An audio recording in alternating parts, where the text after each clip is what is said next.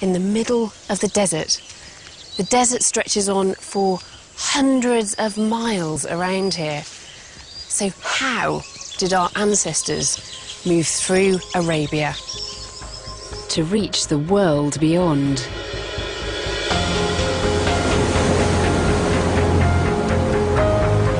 There's no way they could have done it without more widespread sources of fresh water.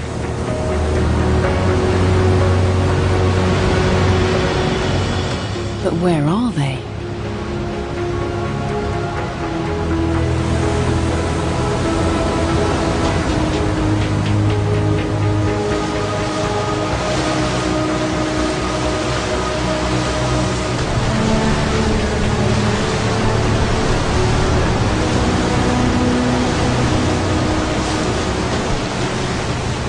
I'm at sea just off the coast of Oman, a coastline that our ancestors may have passed along, except that 70,000 years ago the coast wouldn't have been there because the sea level was much lower. It was up to 50 kilometres in that direction.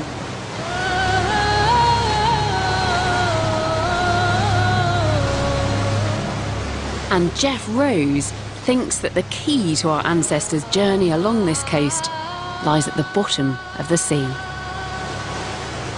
One of the strangest things about Arabia is we have this dry surface, this completely arid landscape, and yet beneath the surface there are heaps of fresh water that's bubbling toward the coast, running toward the coast, and coming up directly beneath us. So right down below, if you were to dive down with a canteen, you could fill it up with fresh water and have a drink. So the springs down there are still working today? They're still working today. There are heaps of fresh water coming toward the coast. Only when the sea level was lower would it have been available. So it really shows why that coastline was so important for the early humans moving out of Africa.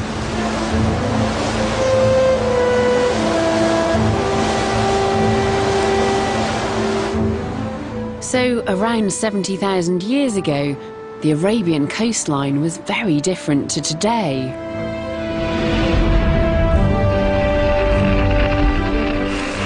Freshwater springs bubbled up all the way along it. If our ancestors attempted this route, they would have found a lifeline, stretching all the way from the Red Sea to the Persian Gulf. A place which back then was a great fertile plain.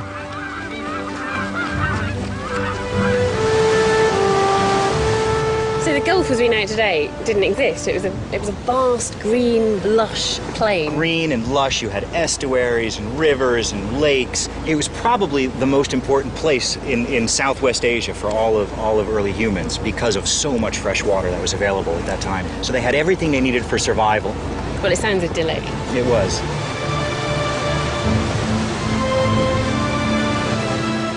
Finding the route that our ancestors took out of Africa has been challenging, but I really think that this could have been it. And it's perhaps no wonder, with the obstacles they faced, that there seems to have been just one successful attempt. A massive leap in our ancestors' journey.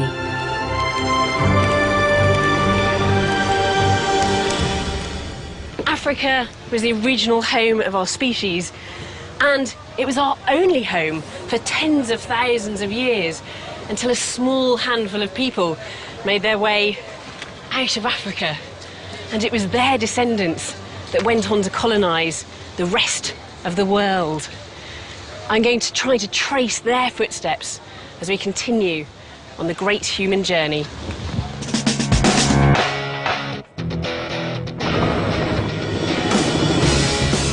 Come with me as I travel right across the world.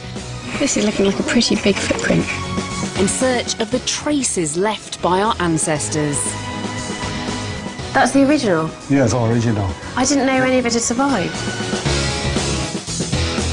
I want to know how so few people could have populated the rest of the planet.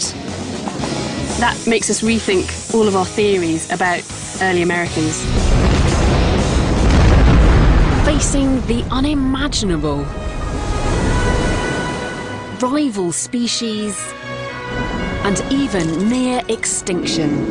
I don't think I've ever been so cold in my entire life. To reach the most distant corners of the world.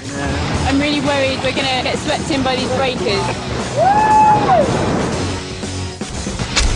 And how did those journeys change us into who we are today?